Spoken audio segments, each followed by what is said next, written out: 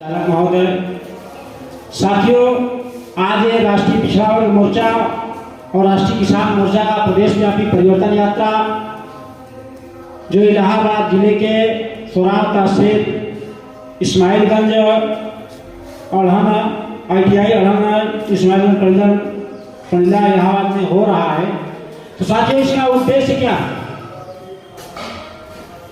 हम ये जानते हैं कि 1947 में देश आजाद हो गया। 1947 से अगर जोड़ा जाए तो लगभग 79 साल हो गया देश को आजाद हुए, लेकिन आज भी पिछड़ा वर्ग के लोग परिवर्तन यात्रा चला रहे हैं। तो क्यों चला रहे हैं, ये हमको आपको समझना होगा। क्या जो आजादी थी वो हमारी आजादी थी?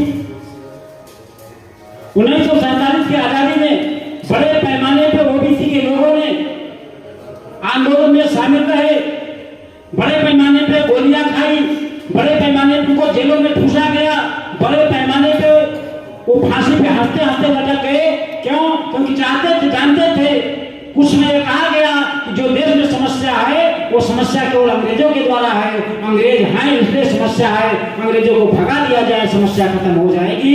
इसके लिए बड़े पैमाने पे OBC के लोगों ने हंसते हंसते फांसी पे लटक गए, जेलों में चले गए, गोलियां खाई। लेकिन अंग्रेजों के जाने के बाद इस देश में OBC के लोगों को कोई भी हक अधिकार नहीं मिला। तो साथियों, बड़े पैमाने पे हक अधिकार की लड़ाई लड़ी गई, फिर भी नहीं मिला। इसका मतलब अभी हम लोग आजाद नहीं है। आज आदरणीय चौधरी विकास पटेल साहब के नेतृत्व में यह परिवर्तन यात्रा उत्तर प्रदेश में चलाई जा रही है और पूरे भारत में चलाई जा रही है। इसका यह उद्देश्य है कि OBC को जो हक अधिकार नहीं मिला वो हक अधिकार को मिलना चाहिए। लेकिन साथियों, कैसे मिलेगा?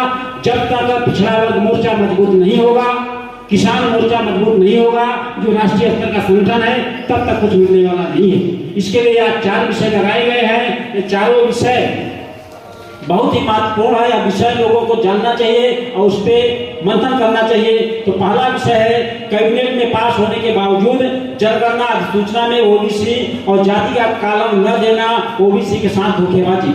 दूसरा है पहले कमजोर UGC रेगुलेशन लाना और फिर सुप्रीम कोर्ट में कमजोर पैरवी करके उस पर भी स्टे करवाना SC ST OBC के साथ भयानक षड्यंत्र है। तीसरा मुद्दा है किसानों को आश्वासन देने के बावजूद भी MSP गारंटी कानून बनाना किसानों के साथ धोखेबाजी है।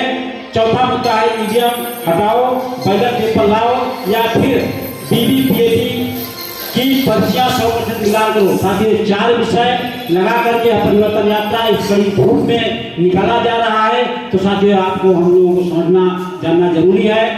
समय ज्यादा हो रहा है, हम आदरणीय राष्ट्रीय अध्यक्ष साहब को सुनना चाहेंगे, इसलिए अपनी बात को ध्यान देते हैं। धन्यवाद। जय हिंद, जय भारत, जय।